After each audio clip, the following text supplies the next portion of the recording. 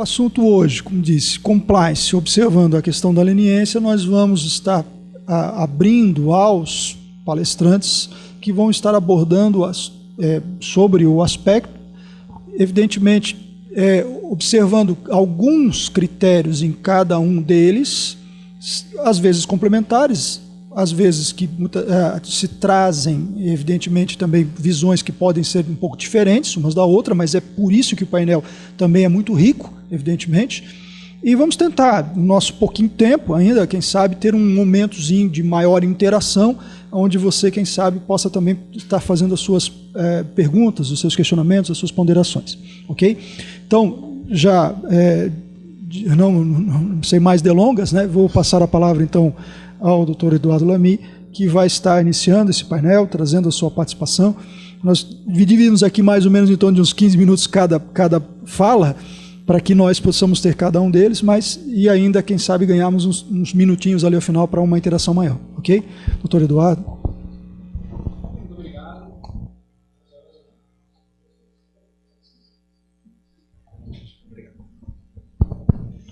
Boa tarde a todos. Uma satisfação participar de mais um evento organizado pela Comissão de Direito Empresarial da OAB. Eu tenho uma satisfação de mais uma vez vir aqui a Itajaí e participar de um evento na Univale de Itajaí. Não é a primeira vez que eu venho a esse auditório e com frequência eu venho aqui para falar de temas diferentes. Já falei sobre temas ligados ao direito civil, ao processo, e hoje um tema ligado ao direito empresarial, que é um tema muito palpitante. Então eu fico muito satisfeito de participar de mais um evento, e por isso eu quero convidar, na verdade, agradecer, antes de fazer os convites todos, mas agradecer ao Dr. Pedro Cascais Neto, inicialmente, pela leitura dos currículos, pela empolgação, pelo fato de que ele sempre, quando diz que vai fazer um evento, faz mesmo, nem que seja embaixo d'água. Eu acho que o desafio que eu faço é esse. No próximo a gente vai fazer embaixo d'água. Não é? Todo mundo com um cilindro, assim, porque se alguém consegue fazer evento em qualquer circunstância, esse é o Dr. Pedro, ele faz eventos mesmo. Então, meus parabéns e muito obrigado pelo convite, com as 4 crianças pequenas em casa. Né? Com as 4 crianças pequenas em casa. Eu quero agradecer também os demais membros da Comissão de Direito Empresarial, especialmente a Lide Feijó, que é uma batalhadora e que é uma membro de 2 comissões, porque ela faz parte da Comissão de Direito Empresarial e da Comissão de Compliance. Né? E ela trabalha bastante nas 2 comissões. Né? Trabalha bastante, é uma líder, então agradecer muito a presença dela e a atenção também. Eu também quero agradecer, antes de cumprimentar os meus colegas de mesa, a doutora Patrícia Cotsias, porque a Patrícia foi minha orientanda de mestrado, está presente aqui hoje, atenta, batalhadora na advocacia, como tem que ser mesmo. Tenho certeza que ela vai ter muito sucesso na advocacia, porque tudo que ela faz muito bem feito. Vou dizer que estou muito feliz com a tua presença também. Eu quero cumprimentar então os meus colegas de mesa, inicialmente o Dr. Roberto Epifânio, dizer que é uma satisfação participar dessa mesa, de conhecê-lo também, porque a gente não se conhecia ainda pessoalmente. Cumprimentar também a doutora Adriana Spengler, doutora Adriana Spengler, dizer que é uma satisfação participar também dessa mesa com a doutora. E como essa é uma mesa com certo nepotismo, vamos ser sinceros, né, eu vou cumprimentar também a doutora Ana Lamy, dizer ela que é uma satisfação participar. Muito embora isso seja um pouco esquisito, né? Awkward, meio esquisito, mas eu quero dizer que é uma satisfação participar dessa mesa com a doutora também. Né?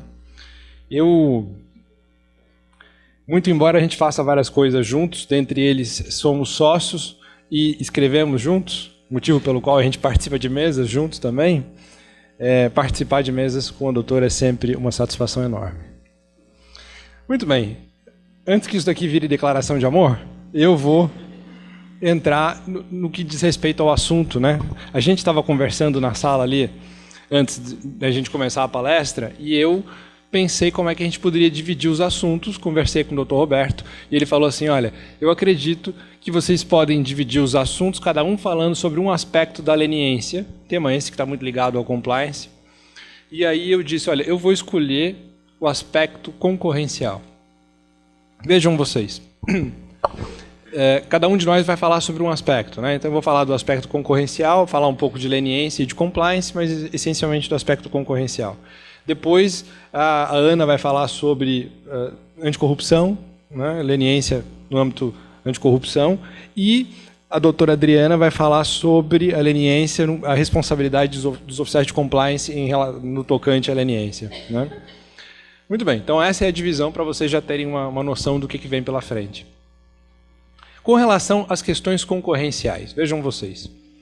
A leniência é uma forma, é uma manifestação na nossa legislação de plea bargaining. É a ideia de você fazer um acordo para livrar uma parte da sua responsabilidade ou a sua responsabilidade inteira entregando informações. Claro que quando eu entrego informações, eu preciso não apenas entregar uma tese, eu preciso entregar também provas. E quanto mais valorosas forem essas provas, quanto mais valiosas forem essas provas, mais a autoridade, tanto a autoridade antitruste quanto o Ministério Público vai se interessar por elas e vai fazer um acordo melhor para quem está, de uma forma ou de outra, negociando. Então, o que nós passamos hoje é a discutir essa negociação também no âmbito do processo penal e também no âmbito do processo administrativo concorrencial. Okay? Vejam vocês que também no Código de Processo Civil, lá no artigo 191, nós temos a possibilidade de negócio jurídico processual previsto em lei. Então nós não podemos mais pensar na ideia de que a negociação faz parte só de um determinado âmbito ou pensar que a leniência está afastada das demais questões que a gente enfrenta no direito hoje. Na verdade, a habilidade de negociar faz parte do operador do direito cada vez mais, sempre fez. Mas hoje é impossível você operar o direito com atenção, com qualidade, se você não se preocupar com a habilidade da negociação. Então esse é um ponto essencial que está ligado com a leniência. E no âmbito concorrencial, como é que funciona isso? Tá? Vejam, quando você tem qualquer problema concorrencial, significa que o seu negócio vai bem, para começar. Porque se você tem um problema concorrencial, significa que você tem uma fatia significativa do mercado. Então, as empresas ou organizações que têm algum problema concorrencial são aquelas que ou dominam o mercado ou podem vir a dominar o mercado por meio da conduta delas, ou de uma forma ou outra têm um poderio tal econômico que elas podem fazer dumping, qual seja, colocar os preços tão baixos que eles quebram a concorrência. Okay? Mas o fato é que é impressionante como no Brasil nós não estamos ainda preparados para lidar com o ilícito concorrencial. A primeira coisa que a gente tem que fazer com o nosso cliente é dizer para ele que nós nunca vamos levá-lo até o CAD.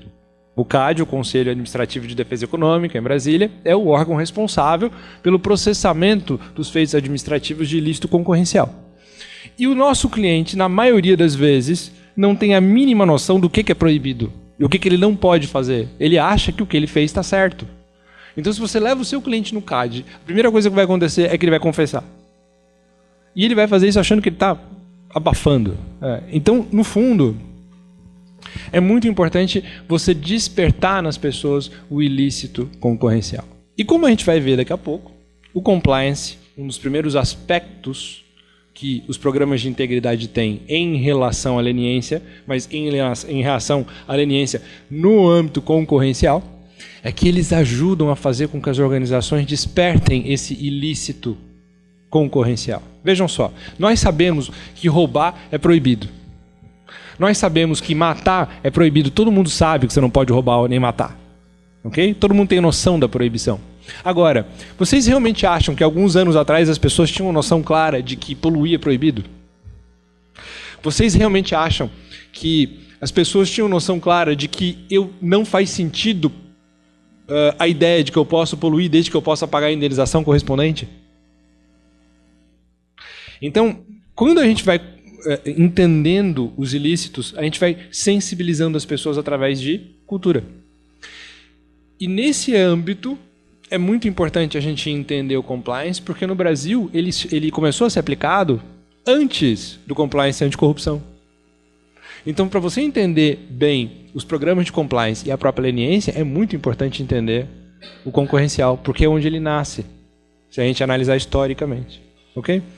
Muito bem. Então, como é que funciona o CAD hoje, para vocês pegarem bem a organização? Eu tenho, primeiro, uma secretaria de estudos. Na verdade, é um departamento que faz estudos a respeito de tudo que está acontecendo na sociedade. E é impressionante como esse departamento é atento. Se você faz qualquer tipo de acordo com eles, se você está sendo investigado, eles vão saber detalhes da sua vida. Para vocês terem uma ideia, eu fiz um acordo com um cliente, um TCC, um termo de cessação de conduta, em que nós ficamos 15 dias apenas, 15 dias, atualizando o site, para poder cumprir o acordo. E eles vieram, intimaram a gente no processo, dizendo que o site de vocês está fora do ar por alguns dias já. E vocês estão descumprindo o acordo. Eu falei, não, mas ele está fora do ar para eu poder cumprir, porque todas as mudanças que vocês exigiram, o site teve que ficar fora do ar. Então, e é exatamente o departamento de estudos que faz esse acompanhamento. Para vocês terem uma ideia, eles utilizam hoje tanto Big Data quanto inteligência artificial. Então, são um dos poucos órgãos do governo, além da Receita Federal, que tem esse nível de eficiência. Ok? As decisões como um todo dessa Secretaria de Estudos, para vocês terem uma ideia, elas são absolutamente fundamentadas. Não existe decisão do CAD em processo que os conselheiros votam a partir de todos esses documentos com menos de 200 páginas de fundamentação. Não existe. Ok? Então é impressionante o nível de detalhe. E essa Secretaria de Estudos é que é responsável. Os funcionários dessa secretaria são concursados, a maioria deles são economistas, administradores, eles têm pessoas de todas as áreas do conhecimento, não é só o pessoal que estuda direito. Né? Muito bem. Depois o CAD também é formado por uma secretaria, chama-se Secretaria de Defesa Econômica, que é a das pessoas que negociam. Então você vai, conversa com eles, são eles com quem você conversa quando você quer fazer um acordo ou quando você tem um problema e quer entender exatamente o que está acontecendo. Tá? Secretaria de Defesa Econômica. Além da Secretaria de Defesa Econômica, o CAD tem também o Tribunal Administrativo. O Tribunal Administrativo é aquele que julga os casos em que você não faz acordo. Então, se você acha que você tem fundamento, você se defende e isso vai ser julgado pelo tribunal. O tribunal é formado por 7 conselheiros e mais o presidente. Okay? Os conselheiros têm mandato de 4 anos e, queira ou não, eles vêm do país inteiro e podem ser formados tanto em economia quanto em administração e assim por diante. Então vejam, na maioria das vezes os processos sequer vão a julgamento. Isso é que é interessante. Por quê? Porque há muitos anos o CAD iniciou uma política de diálogo com a sociedade, de mostrar para as pessoas o que poderia acontecer, de dizer para elas, olha, nós temos provas, mas a gente não quer sancionar vocês. Porque as multas que o CAD aplica são multas milionárias. Elas são todas em cima do faturamento das empresas. Elas não são em cima de lucro, elas não são em cima de tributação, elas são em cima do faturamento. O que significa que já houve multas. Vejam, no Brasil nós tivemos multas, no caso da White Martins, por exemplo, foi uma multa de 1 bilhão e 200 milhões de reais. E essa multa foi cobrada. Então a gente tem várias circunstâncias de multas em valores enormes. As decisões administrativas do CAD raramente são reformadas pelo Poder Judiciário, porque o Judiciário não tem elementos para poder buscar, mesmo por perícia, uma análise mais aprofundada do que aquela que é feita pelo CAD. E dentro dessa cultura de você trabalhar acordos, o CAD criou 2 formas de solução de conflito muito importantes. Sendo que o compliance é um meio para você desenvolver essas formas de solução de conflito. Ele criou os termos de cessação de conduta, os TCCs, e ele criou os acordos de leniência. Claro, a legislação criou, né, acordos de leniência também no âmbito, portanto, concorrencial. O que eu quero que vocês vejam aqui, desde a lei anterior da 12.529, ok? Então a gente tem a 12.529 hoje, mas desde antes dela já se fazia leniência no âmbito do CAD. Através dela se buscava informações para que você pudesse chegar a acordos. E é por esse motivo que o CAD tem e teve uma importância tão grande para a Operação Lava Jato. Porque as informações que foram obtidas através desses acordos foram muito importantes em todos os âmbitos, não apenas no âmbito administrativo. Muito bem. Então, o importante aqui é vocês perceberem o seguinte.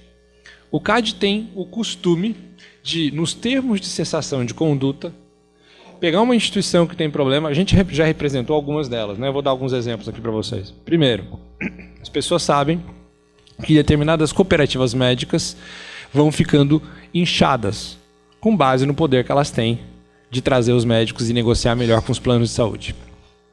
Quando você tem uma cooperativa médica e ela vai ficando grande, o que acontece? Você começa a ter um poder muito grande no mercado para negociar com todos. E aí o CAD falou, olha, a maneira como vocês estão negociando não dá certo, vamos fazer um acordo. Ok? Qual que é o acordo, basicamente? Vocês passam a entender o tamanho do mercado que vocês têm, o poder, e vocês vão parar de fazer coerção com as pessoas. Vocês vão parar de agir da maneira como vocês agem em relação aos honorários. Vocês vão entender que a lógica de tabelamento é uma lógica complicada. E vocês vão demonstrar para nós que vocês estão querendo conscientizar as pessoas. Tanto os líderes, tanto os dirigentes, quanto os próprios cooperados. E aí você faz isso por meio de programa de compliance. Então, o CAD, na época, não tinha uma legislação no Brasil, ele foi buscar isso, mais de 10 anos atrás, ele foi buscar isso no ICC Toolkit. É o kit de ferramentas da International Chamber of Commerce, da Câmara Internacional de Comércio. Porque esse kit de ferramentas nada mais é do que um programa, né, um guia de compliance para que você possa atuar nesse âmbito concorrencial. E aí, depois que ele passou a instaurar esses programas, o resultado foi absolutamente efetivo.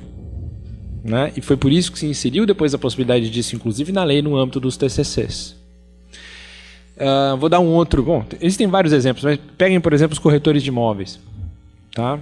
O COFES, o sistema COFES, cresce, fez um acordo também, no sentido de entender, fazer com que os corretores de imóveis entendam que eles podem, não tem limite em relação à qualidade do trabalho. Você pode cobrar mais, você pode negociar o valor do seu trabalho, é você que estabelece. Mas você também não pode punir as pessoas nas hipóteses em que elas cobrem um valor um pouco menor. É o mercado que tem que regular o valor do trabalho. E essa questão da valorização do mercado está intimamente ligada com a nossa percepção da liberdade individual.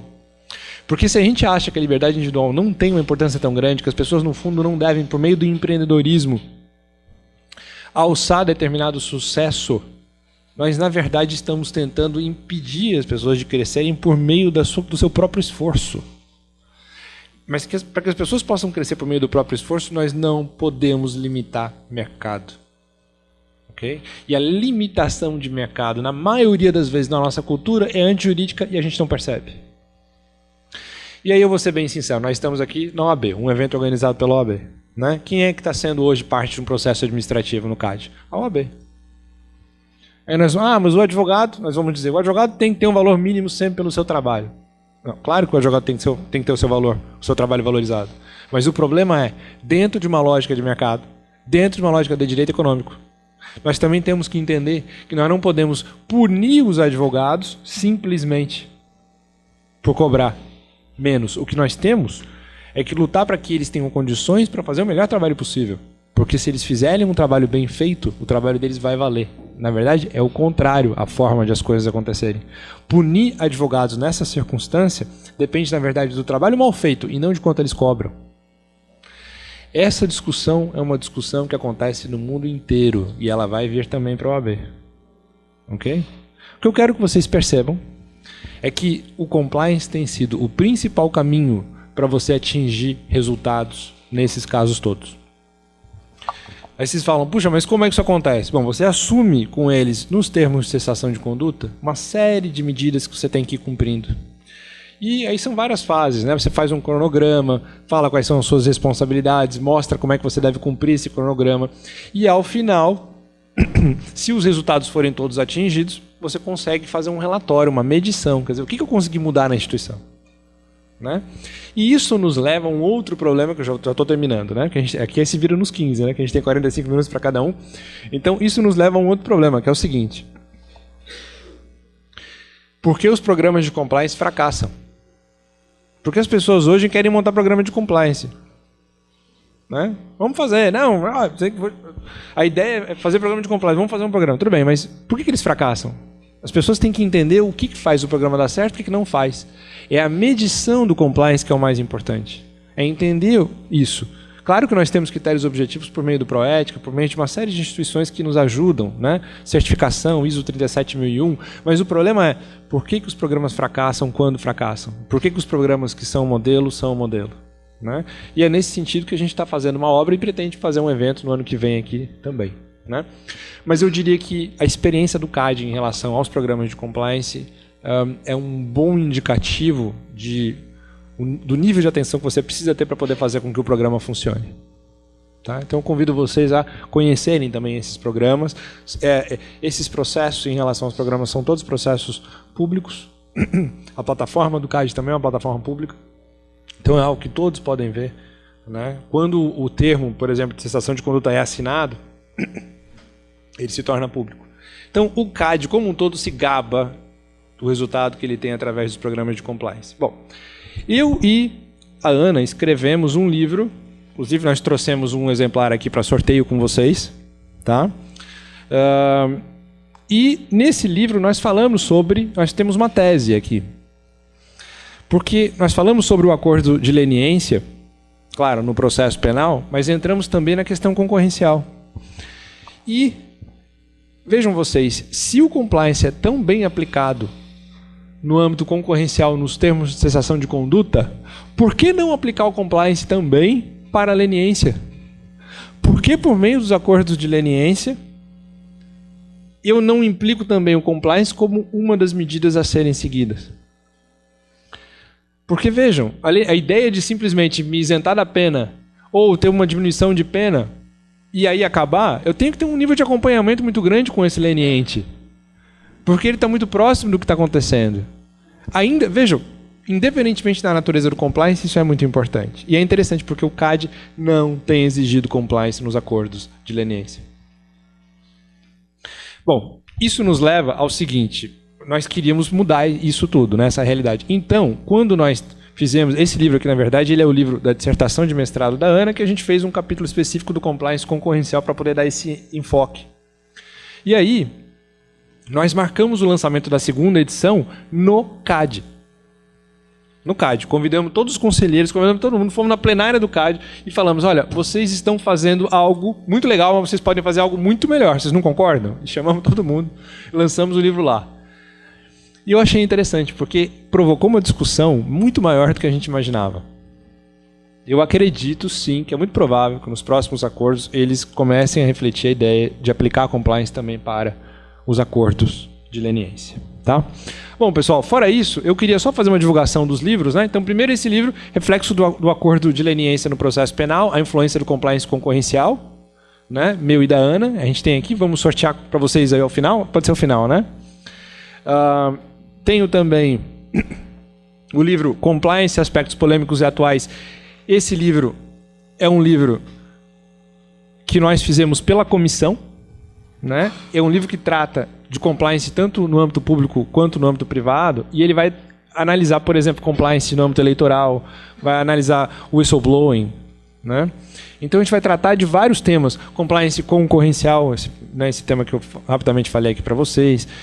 Ele vai tratar de vários aspectos super interessantes de aplicação do compliance. Eu convido vocês também, né, pela editora Letramento, que vocês podem adquirir ali no site, letramento.com.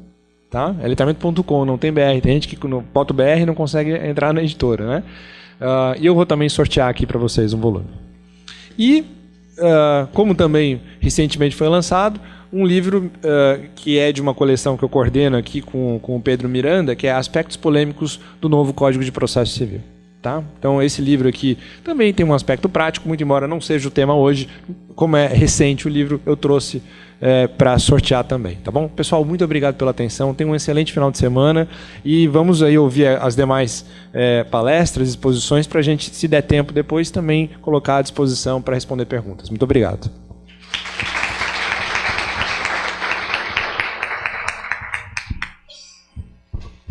Só uma menção, porque na verdade nós temos um períodozinho mais curto, então o Dr. Pedro me deu até 19h15, então 19h30? Então tá ótimo, então nós temos mais 15 minutos para cada uma das palestrantes aqui. Passando a doutora Ana. Obrigada. Boa noite a todos, tudo bem com vocês? já é a plateia mais qualificada, porque tem um dog fofo aqui na frente. Então já estava uma plateia linda. Quando ele chegou, eu falei, meu Deus, que plateia é essa? Eu proponho que o próximo evento, cada um tenha que levar um cachorro. Né? A gente pode fazer um embaixo d'água e o próximo, cada um tem que levar um cachorro fofo. Bom, boa noite. Quero agradecer a oportunidade de estar aqui falando com vocês a respeito desse tema que a gente ama falar, que é compliance. Agradecer ao Dr. Pedro, que é uma força da natureza, gere 4 filhos, um escritório e todos os desígnios da nação. A Superlead, né, o apelido dela para a gente é Superlead, porque ela, não sei, o dia dela tem 30 horas e é uma loucura, ela está sempre fazendo 20 coisas, todas bem. O Rafael da Genhardt, que teve a iniciativa de trazer o evento aqui para Itajaí, acho que foi uma iniciativa muito apropriada, afinal, a Univale sempre recebe a gente muito bem. E os meus colegas da comissão, eu sou da Comissão de Direito Empresarial, eu sou membro, então é muito marmelada a minha participação, porque eu sou da comissão e sou casada com o Eduardo. Então é duplamente marmelada. Né? Eu sou a única pessoa que está aqui por razões estritamente familiares e políticas. Então agradeço o Guilherme e o William por estarem aqui me ouvindo, e já é a 1000ª vez que me ouvem falar, já não aguentam mais ouvir minha voz. Doutora Epifânia, é uma satisfação conhecer. A doutora Adriana, é ótimo poder estar com a senhora de novo. Já tivemos a oportunidade de dividir uma mesa. Estou muito feliz de estar aqui e poder aprender com a senhora. E a todos vocês que estão sexta-feira, 19 horas aqui, podiam estar fazendo qualquer outra coisa da vida de vocês, né? Mas ainda bem que a vida social da gente está ficando limitada por causa da economia, né? Então, a gente está fazendo coisas um pouco mais em conta, tal, e aí participar de eventos na sexta-noite se tornou um baita programa. Bom, dito isso, sempre cabe a mim falar de anticorrupção. Eu falo isso sempre nos eventos sobre os quais a gente fala de compliance, que as pessoas, a Ana vai falar de corrupção, então, né? Porque eu sou penalista.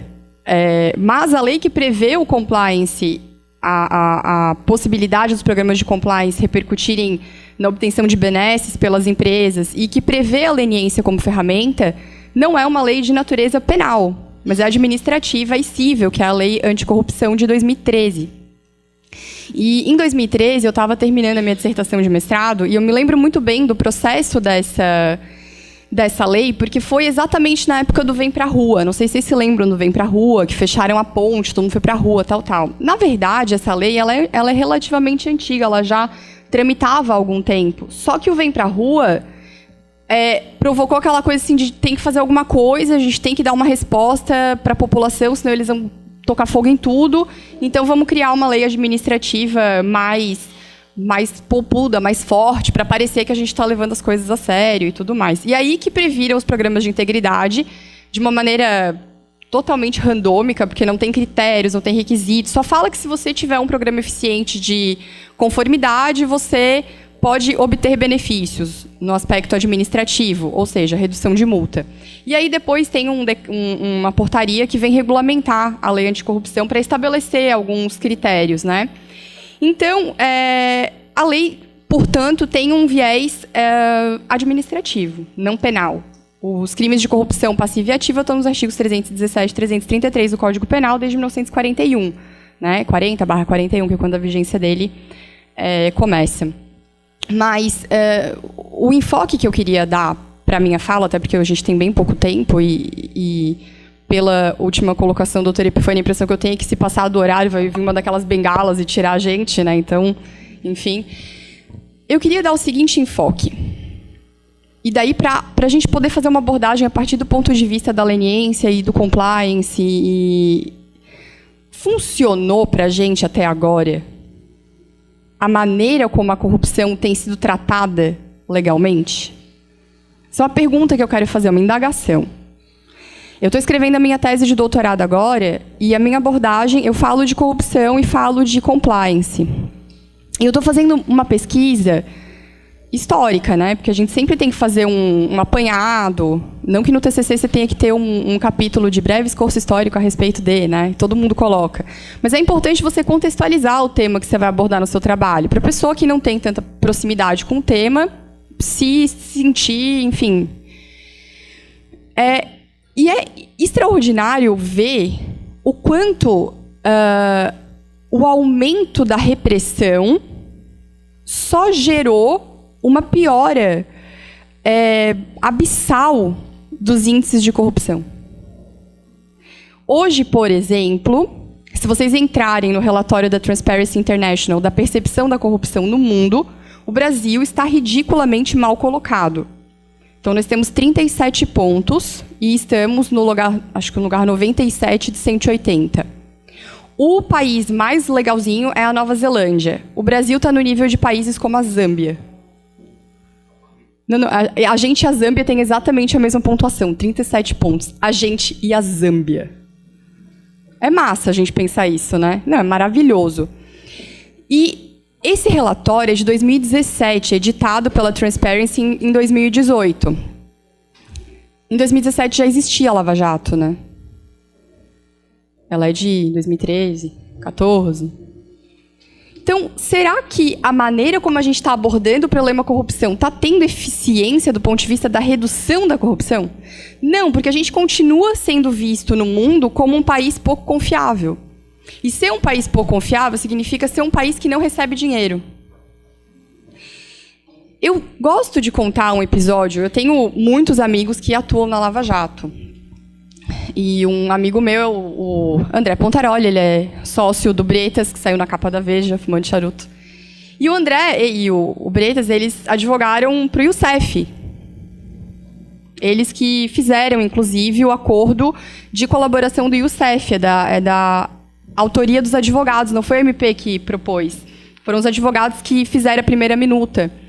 E eles que emplacaram aquela cláusula que previa a devolução dele para ele de um percentual do valor que ele ajudasse a reaver, que é lavagem de dinheiro. Então, o que eles disseram foi, se você conseguir reaver 1 milhão, você tem X% do que você consegue reaver, ou X milhões, você tem... Então, ele saiu com dinheiro, o Youssef. E o Pontaroli, ele fala o seguinte, hoje o Youssef está em casa já, ele está em prisão domiciliar, em face do acordo, né? Tem vida social. Sexta-feira nós estamos aqui, ele provavelmente está em algum lugar bem transadinho. E todo mundo esqueceu a cara dele. Vocês lembram da cara do Youssef? Eu não lembro. Se ele apareceu na minha frente aqui, eu lembro o cara que fez ele no mecanismo. Mas ele, eu não me lembro. E ele fala o seguinte, que se você pergunta para o Youssef, se você chega para ele assim e fala, você consegue entender que o que você fez foi errado, né? Que a resposta dele é, André, você é advogado, eu sou doleiro, cara, é minha profissão, tipo. Eu falei, André, que maravilha ter um cliente que fideliza, né? A gente tem coisa boa na vida de ter um cliente que sempre vai voltar. Então, eu acho que o caminho que você está trilhando com o Youssef é maravilhoso para sua advocacia. Porque ele falou, daqui a pouco eu vou ter que fazer alguma outra coisa. Daí ele vai fazer outra treta, e daí eu vou ter que fazer outro acordo de delação, e daí sei lá. Então, vocês acham que, se a Lava Jato tivesse de deficiência para o Youssef, do tipo, se ela realmente fosse essa operação tão magnânima que as pessoas acham que ela é, que ele iria achar que o que ele fez é ok? E que ele faz de novo e quem se importa? Claro que não, gente. Ele não ia achar isso. Ele ia olhar e falar, não, realmente, eu aprendi com isso. Olha só, eu racionalizei, pensando melhor, Sérgio Moro me deu a luz. E agora eu vou ser um cara sério e eu vou abrir um CNPJ e tal. Balela, bicho. Balela, total. Ridículo. Aí você vai pesquisar, por exemplo, a Mãos Limpas, que é a irmã gêmea italiana da Lava Jato. A Mãos Limpas é uma piada, é uma joke total. Eles prenderam uma mocosada, o julgamento era tipo num auditório assim com uma jaula no meio, porque não tinham de botar essa gente toda para ser julgada, era uma coisa circense ridícula. E a Itália piorou nos índices de percepção da corrupção. Então a Mãos Limpas não serviu para nada na Itália. E aí as pessoas às vezes indagam e falam assim, mas... Por exemplo, chegam para o Sérgio Moro e falam, Sérgio Moro, você prendeu menos gente que a Mãos Limpas. Ele, mas eu vou prender mais, eu vou chegar lá, entendeu? Aí ele está querendo usar como parâmetro uma operação que falhou. Falhou. 20 anos depois da Mãos Limpas, o Berlusconi é apoiador do partido que ganhou uma eleição fraudada. E aí a eleição foi anulada. E a Itália não tem chefe de Estado nesse momento. Por que eu estou fazendo essas colocações assim, meio apocalípticas? Né? Porque quando a gente para pensar nisso, dá vontade de desistir. Dá vontade de estudar fisioterapia para ajudar as pessoas de verdade. Né? E, enfim, porque é deprimente. É completamente deprimente. A gente tem uma lei anticorrupção nova, que as pessoas não dão a importância que ela tem. A gente está mal colocadérrimo nos índices de percepção da corrupção internacionais. A gente, repito, está com a mesma pontuação da Zâmbia. Eu gosto de enfatizar, né? Porque a Zâmbia é a Zâmbia.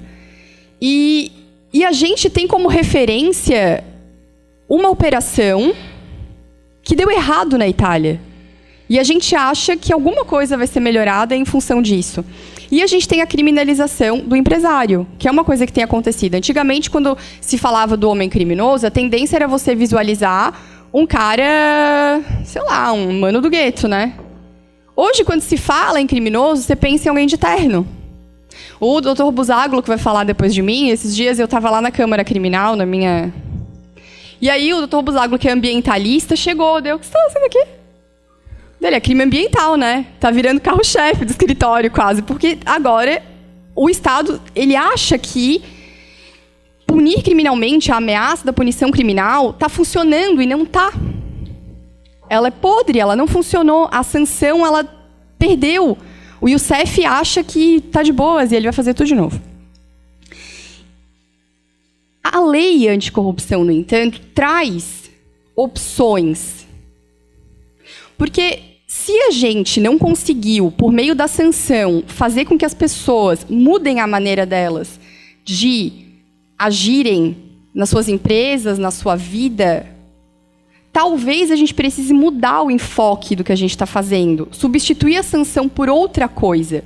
E aí, os métodos alternativos de resolução do conflito penal, inclusive, vêm para trazer essas oportunidades. Não da maneira como se conduziu na Lava Jato os acordos de colaboração. Porque, né, francamente. Mas é uma ferramenta que pode ser utilizada de maneira positiva. Por exemplo, se você estabelecer num acordo de colaboração que um dos requisitos para você obter o benefício da redução da pena é você implantar um programa de conformidade na sua empresa. Pensa numa JBS ou na Petrobras e você fazer com que o gestor seja fiscalizado a partir daquilo que ele está conseguindo fazer em se tratando de mudança de paradigma da empresa dele, porque senão eles vão continuar reproduzindo o que sempre fizeram. Porque o Eduardo colocou de maneira muito, muito pertinente que o empresário, às vezes, ele não sabe que aquilo... Quer dizer, ele sabe que é errado, mas ele faz aquilo há tanto tempo que ele não racionaliza mais. É reflexivo. Então, a necessidade dessa virada de cultura é o que o compliance traz. Por isso que é um tema que eu gosto tanto de estudar e de pesquisar, porque eu acredito que a gente pode, por meio dele, melhorar os nossos índices de confiabilidade internacional. E olha que bacana. Essa semana, na terça-feira, saiu um novo dado da Transparency International, que são os países em que as pessoas acham que tem mais condição de mudar o cenário de corrupção. Então, tem lugares que você chega e fala assim, o que você acha que pode fazer pela corrupção? A pessoa fala, não posso fazer nada, eu estou fora disso. O Brasil está em primeiro lugar. O Brasil foi o país que teve o melhor índice de preocupação social com tomar medidas no sentido de ser menos corrupto. Então, embora as nossas taxas sejam muito ruins, esse é um dado muito otimista. Nós estamos muito preocupados em o que nós podemos fazer para mudar.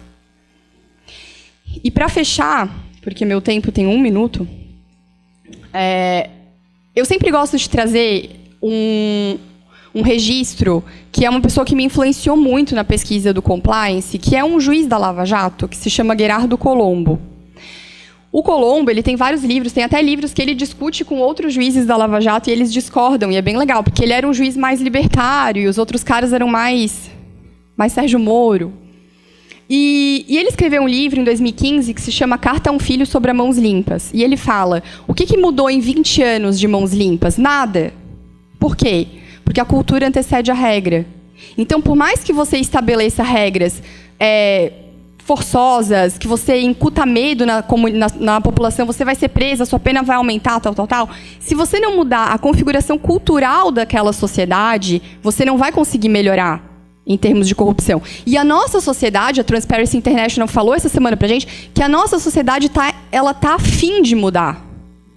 Então, é por isso que a implantação de programas de compliance vem como uma oportunidade de nós tornarmos o limão transformarmos os limões em limonada e mostrarmos para as pessoas que o nosso engajamento com a virada de paradigma cultural pode ser feito por meio da implantação de programas de conformidade.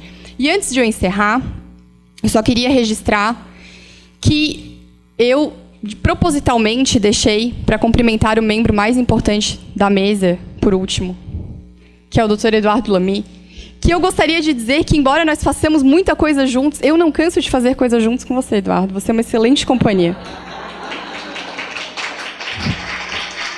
Obrigada. Grato, doutora Ana. Doutora Adriana. Ai, ai. A Ana sempre jocosa nas intervenções. É muito bom dividir mesa contigo, porque tu descontrai o ambiente, né?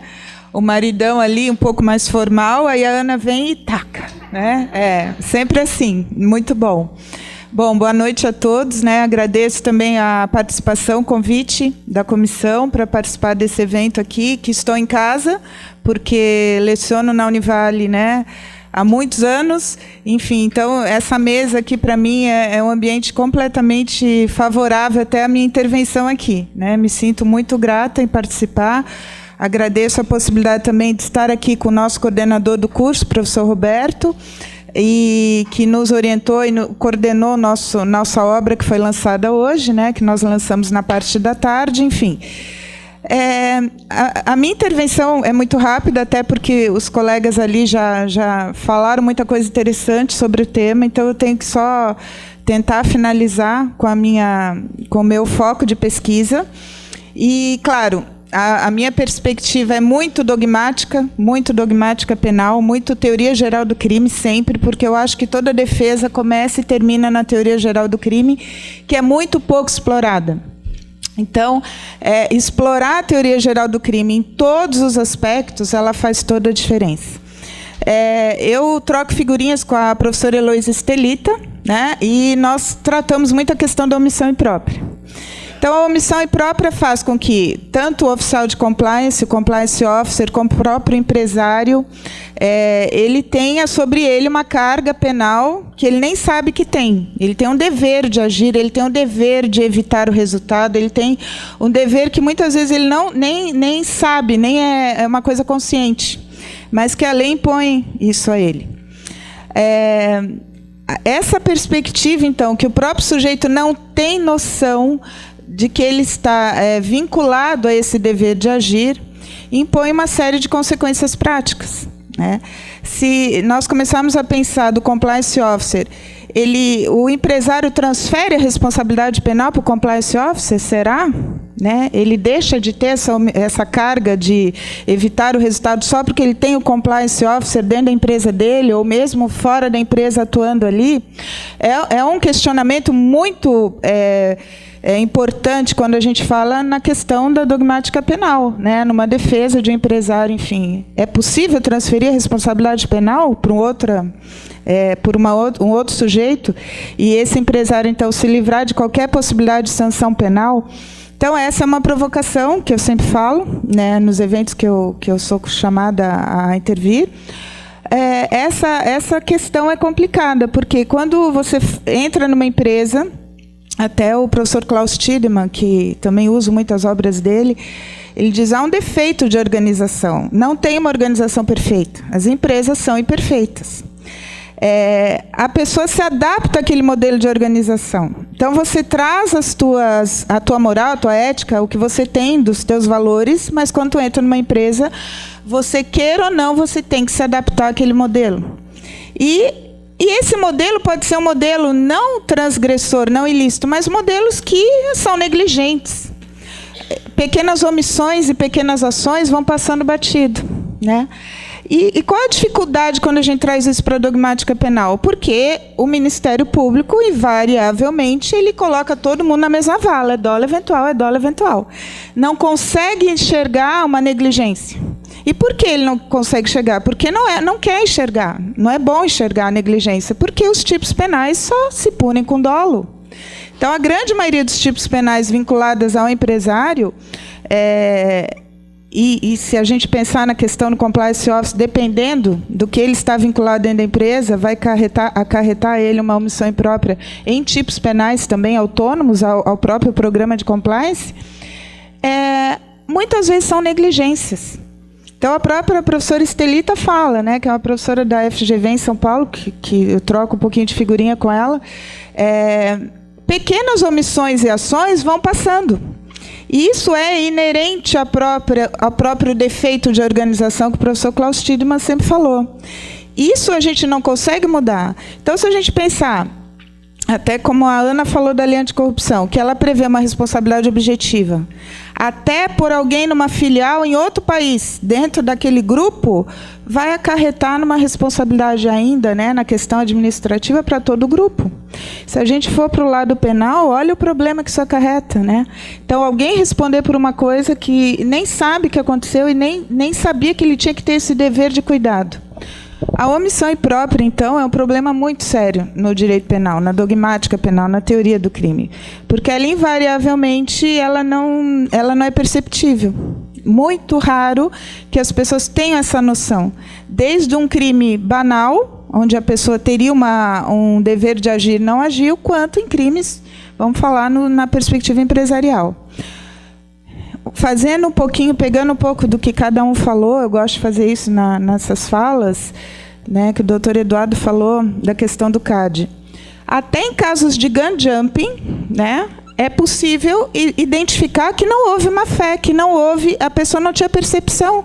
As empresas começam a agir em conjunto antes do CAD autorizar, mas até porque não tem essa percepção de que aquilo não pode. Elas começam a praticar atos como? Conversando, fazendo reuniões, já tentando viabilizar alguma coisa. Isso é um gun jumping, isso é queimar a largada, isso não pode. Se o CAD ainda está lá processando aquela fusão, aquela incorporação de uma pela outra, enfim, que seja, não pode, porque isso pode ferir a concorrência, né? Então, em pequenas ações ou omissões, nós temos muita negligência. Nós não necessariamente temos dolo eventual. E o grande problema das defesas nos processos é você mostrar para o juiz, para o Ministério Público, que ali não se trata de assumir o risco. Ali é uma negligência. O ser humano é negligente em muitas coisas. Muitas coisas a pessoa faz vista grossa, mas por uma negligência, porque tem outras coisas para se preocupar. Ou confia demais no seu subordinado e nem quer saber se aquilo pode estar vindo de uma forma mais assim, transgredindo alguma norma. Por isso que, claro, né, os programas de compliance, de agir em conformidade com, são interessantíssimos, porque a pessoa vai ter que se adaptar àquele modelo. E aí, claro, se adaptando, eu acho até que os empresários hoje em dia, dependendo da empresa, eles têm que olhar esse termo, né, o que eles têm, o que eles podem e o que eles não podem fazer, os limites da sua atuação. Porque hoje em dia se engessa muito a atividade dentro da empresa por esses programas de compliance.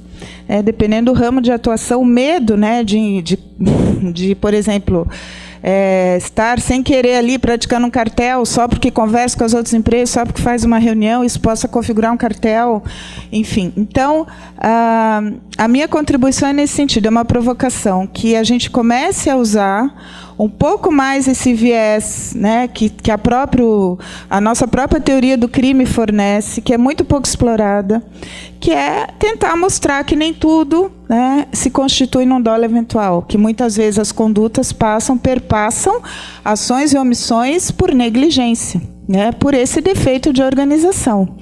Quando a gente pensa, então, nos crimes empresariais, temos que ter esse olhar mais amplo, não individualizado totalmente, como se faz, como tenta, né, fazer, enfim, o Ministério Público e tal. Essa constatação, então, de que não necessariamente nós temos dolo eventual, nós temos várias teorias que podem ser transportadas para uma defesa, por exemplo, até pegar o que está na moda agora, falar em teoria da cegueira deliberada. Olha o próprio nome, uma teoria que veio do direito inglês, do século XII, num caso, um caso específico, tá, de Smith e Regina, um caso específico, e que foi passando pelo mundo, chegou aqui com a Lava Jato. Então, a gente começou a falar em cegueira deliberada efetivamente nos processos com a Lava Jato. Mas por que deliberada? Deliberada, o que ela traz? O ranço, um dolo eventual, né? Deliberada, sabia, se fingiu, né, de cego. Essa cegueira deliberada, ela se coaduna muito bem com a negligência, com o defeito de organização, que o Klaus Tiedemann fala. É muito pouco provável que você tenha, em todos os casos onde a teoria foi aplicada, que efetivamente havia um dolo direto ou eventual. Né? Nem falo do dolo direto, mas o eventual, que é muito fácil para o Ministério Público dizer dolo eventual, assumiu o risco. Ele tinha o dever de agir, não agiu, assumiu o risco, podia dar isso e tal. O dever de agir não é muito claro, a percepção desse dever de agir não é clara, tá? E muito menos atribuir que essa falta de agir, então, gere necessariamente o dolo eventual. Então, é uma provocação que, no nosso contexto aqui empresarial, é muito importante, porque talvez aqui alguns colegas atuem na área criminal, não só os colegas da mesa, mas outros, na defesa de empresários, enfim, e é nítido para quem está nessa área ver como é difícil você levar para o lado da negligência. A negligência vai dar uma atipicidade material. Os tipos penais exigem dolo. Então, né, fica aquela dificuldade, né, aquela dissonância que existe no processo, que incomoda o juiz quando você vem com uma tese assim, que possa quebrar um pouco a acusação, porque a gente já sabe que quando o juiz recebe a denúncia, ele já está ali pondo um pouco, né, da sua sensibilidade na acusação, embora ali não é o momento, obviamente a gente sabe, mas ele deixa um pouquinho ali, ele dá a entender que ele pensa igual ao Ministério Público muitas vezes. E essa dissonância cognitiva, quando você vem com a defesa, com argumentos, enfim, e tenta quebrar esse dolo eventual, é muito ruim. O juiz não gosta. Né? O Ministério Público, então, nem pensar. Então, essa é uma provocação que eu faço, né, para que as pessoas que atuam nessa área, enfim, tenham um pouco dessa visão, né, de explorar um pouco a teoria geral do crime, essa perspectiva da omissão imprópria, muito, e também esse questionamento, né, do compliance officer, essa responsabilização dele por essa omissão imprópria também, será que é justa? Será que ela é realmente salutar? Será que o empresário, então, em todas as situações, ele vai transferir, outro questionamento, a sua responsabilidade penal para o compliance officer? Quais os limites da atuação desse compliance officer dentro de uma empresa? É possível ele conseguir analisar tudo que ocorre lá, todas as condutas, se não tem um funcionário falando com alguém da concorrência? Será que... Então, isso é muito difícil. Isso é o defeito de organização, que o professor Klaus Tiedemann sempre colocou. E aí, utilizando, então, essa pesquisa que eu gosto da professora Heloísa Estelita, a omissão imprópria, assim, ela cai como uma luva nessa perspectiva. Né? É muito difícil você provar esse dolo. Então, rapidamente, era essa a minha intervenção, para não atrasar mais aqui, porque a gente já chegou no horário de 7h30. Eu agradeço a todos que estão, agradeço a minha família que veio prestigiar o lançamento do livro e ficou para esse momento. Agradeço aos alunos, tem vários alunos aqui, e aos colegas advogados, que é a grande maioria, e devolvo a palavra.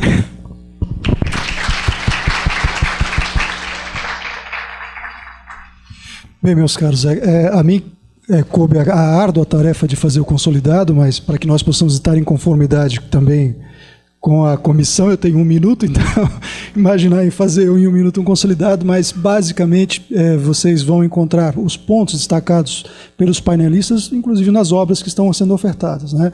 O doutor Eduardo pontuou muito bem a figura do CAD, que é o grande responsável pelos acordos lenienses, infelizmente não cobrar o programa de integridade, e por isso essa mudança de paradigma ser fundamental para que o compliance então gere efetivamente essa mudança cultural que destaca a doutora Ana. Evidentemente que aí a questão da mudança cultural, e aí eu digo e trago isso para cada um de nós, porque é mudar a nação de uma maneira geral. Como eu estava usando basicamente também as palavras do nosso presidente aqui de manhã, evidentemente nós temos um país que é um país de excelência, um país de futuro, mas precisamos fazê-lo eu e você a cada dia nas decisões que nós tomamos. Então, talvez seja a grande questão utópica, né, ideal daquilo que se diz o programa de compliance, porque como você vai obrigar alguém a ser ou a decidir a ser ético e moral? Essa é uma questão pessoal, né? Cada um de nós vai ter que tomar essa decisão. Então você traz isso para você. Porque para mandar alguém que tem a mente corrompida é complicado, né? Então é o grande, talvez, desafio. E aí fala-se da questão utópica, lembrando o professor Oswaldo Ferreira de Mello aqui, não como uma questão um lugar onde você não possa alcançar, mas um lugar melhor a ser alcançado, efetivamente ser alcançado. E aí, nesse aspecto, talvez a pregação daquilo que seria o programa de integridade. E, evidentemente, pensando nisso, pela falta de consciência, como disse a doutora Adriana, muitas vezes do compliance officer e também dos próprios empresários, que às vezes o que estão fazendo estão sujeitos a sanções. Fica as provocações, infelizmente não tem como fazer os debates, né? Nós temos que estar em conformidade, está ali o doutor Marcelo Zago Dantas, que já vai nos seguir. Foi um prazer, uma honra estar com vocês aqui, uma boa continuação do congresso a todos, ok? Boa noite a todos.